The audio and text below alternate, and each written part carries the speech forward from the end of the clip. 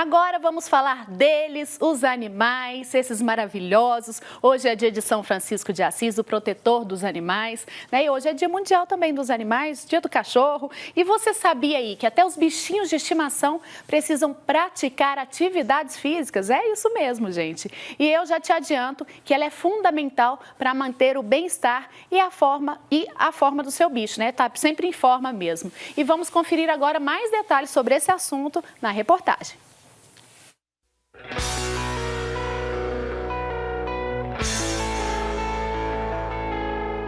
Ter um cachorro em casa muda a vida de toda a família, mas eles precisam de cuidados. E o exercício físico é essencial para garantir melhores condições ao animal, como explica este veterinário. O passeio tem uma importância muito grande. O animal ele tem um contato com o mundo, conhece ambientes diferentes e assim ele tem contato com outros animais, se socializa, né? Desenvolve uma socialização e também melhora a percepção auditiva. Evitando obesidade, esse passeio evita obesidade, estresse, ansiedade, consequentemente melhora a parte da musculatura e esse cão fica mais obediente e mais tranquilo. A caminhada é a mais comum e indicada pelos especialistas, mas também existem outras alternativas que podem proporcionar momentos muito divertidos. Hoje no mercado a gente tem algumas competições e alguns exercícios, né? Tem um agility, que são onde os tutores acompanham os animais, guiam os animais através de obstáculos. O canicross, onde o proprietário corre com o seu animal. E a natação, que é muito indicado para animais que têm lesões musculares, artrite, osteoartrite. E os passeios nas ruas e nos parques.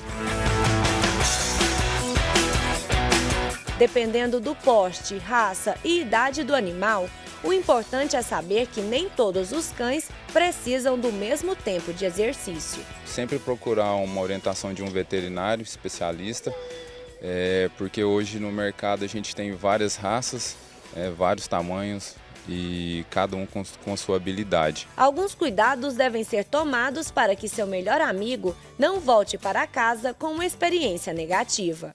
O responsável sempre tem que ter o cuidado de levar água para hidratar o seu cão e sempre andar com ele na guia para evitar algum acidente de trânsito ou algum acidente com pessoas nos parques.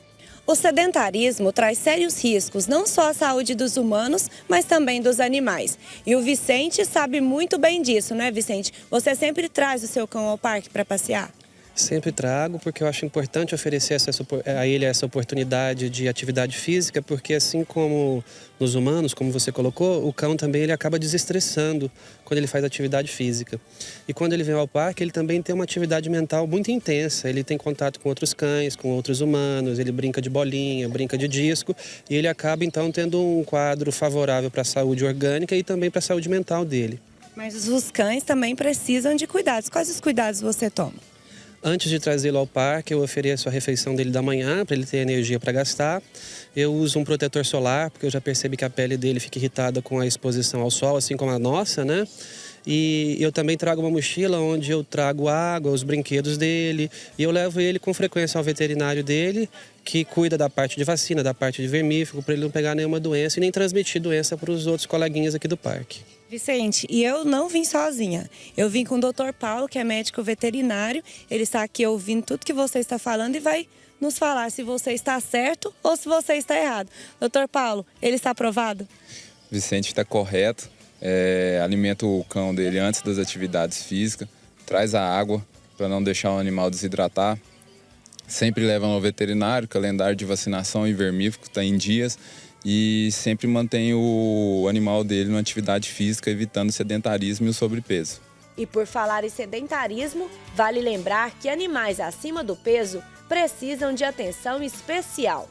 Sempre procurar um médico veterinário especialista para acompanhar esses animais, que não pode ter um exercício intenso, tem que ser um exercício leve para não causar lesões na coluna nem nas articulações. Esses animais, as atividades físicas são menores, tá? De 10 a 15 minutos para não provocar aumento cardiorrespiratório desses animais.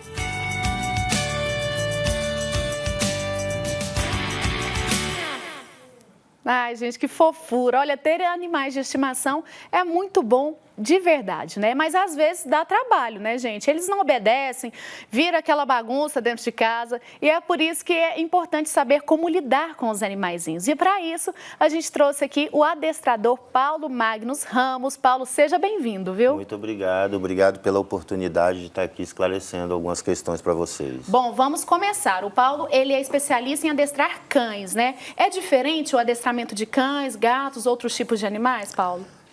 Sem dúvida nenhuma, é totalmente diferente, até porque a psicologia deles, né, é totalmente diversa. Então, não tem como você usar métodos que você usaria num cão, num felino, por exemplo. Então, tem que ser especialidade mesmo. Isso. Agora, em relação aos cachorrinhos, então, primeiro, qual que é a idade adequada para você começar a adestrar o seu cãozinho? Essa pergunta é uma pergunta, assim, que eu escuto 90% das perguntas que vêm já é em essa aí. relação a isso, né? Na verdade, assim, o adestramento a gente começa desde o momento que o seu pet entra dentro de casa. Você colocando limite, disciplina, liderança.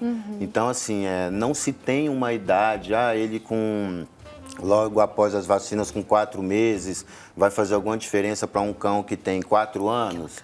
Não, depende muito da forma como você vai lidar desde o momento que ele entra na sua casa. Entendi.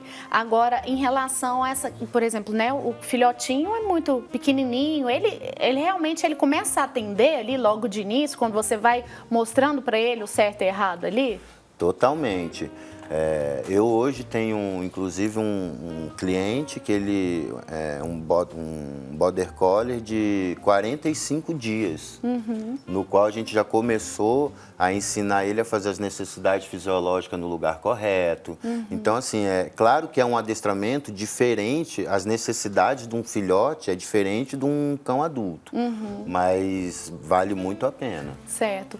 Paulo, a gente tem uma dúvida lá no call center, a Ana Lídia, nossa repórter, continuou por lá e agora as perguntas são sobre esse assunto, como se comunicar com o cãozinho, né? E eu quero saber, Ana Lídia, que pergunta que o pessoal mandou aí pra gente? Isso, eu tenho aqui a pergunta da Andreia, de Contagem, Minas Gerais. Ela pergunta o que fazer para que o cachorro percorra o caminho que ela quer durante o passeio. Tá aí então para o cachorrinho percorrer o caminho ali juntinho com ela. Às vezes tem alguns que nem precisam de coleira, né, Paulo? Que eles conseguem realmente fazer esse passeio junto. É importante falar que a hora do passeio é a hora que nós exercemos a maior liderança, o maior ensinamento de liderança para o seu cão, desde que você passeie de forma correta. Então, você tem que ter a guia correta, o lado correto, a distância correta da sua perna, para que ele entenda que ele está sendo liderado nesse momento. Porque se ele não está sendo liderado, ele está sendo líder. E, por incrível que pareça, é aí que começa toda a confusão na hora de você conseguir se comunicar com o seu cão. Porque se ele anda puxando, você vai ficar frustrado em andar com o seu cão. Você vai automaticamente parando de andar com ele. E aí começa a surgir vários problemas. A gente viu até na reportagem a importância de fazer esses passeios, a gente colocar o bichinho para fazer atividades, né? Não só por uma questão de saúde, que é importantíssimo, mas por uma questão de socialização mesmo, entendeu? Com o mundo que a gente propôs colocar eles num mundo que não é deles, não é natural deles. Então, assim, tudo que a gente puder fazer para conseguir atrair ele para a natureza dele dentro da nossa real expectativa, da nossa vivência, é válido. E a hora do passeio é a hora que você mais exercita isso. Tá. Paulo, você é bem direta numa pergunta aqui que eu acho que o pessoal sempre quer saber em relação às necessidades, né, do bichinho ali, né? O bichinho faz xixi no lugar errado. Qual que é a dica que você pode dar para essa pessoa que está ali lutando para o bichinho não fazer xixi, por exemplo, no sofá, no tapete, em cima do sofá? O que as pessoas podem fazer? Então, o que complica nessa hora? Porque, assim, toda vez que a gente transportar uma necessidade que é nossa na frente da necessidade deles, vai dar errado. Então, por exemplo, né, você perguntou das necessidades fisiológicas dentro de casa. A gente quer que ele faça num determinado local em cima do tapetinho. Isso é uma necessidade dele? Não, é uma necessidade nossa. Então, se a gente tenta suprir isso como uma necessidade nossa, vocês nunca vão conseguir com que ele faça as necessidades no lugar desejado, tá? Então, assim, primeiro de tudo é mudar esse pensamento. É uma necessidade dele fazer as necessidades fisiológicas. Então, o que a gente tem que fazer? Encaminhar ele para essa situação. E o que geralmente a gente faz? A gente cobra dele uma situação na qual a gente nem mostrou ainda para ele. Você entendeu? Então, a palavra para isso é assertividade.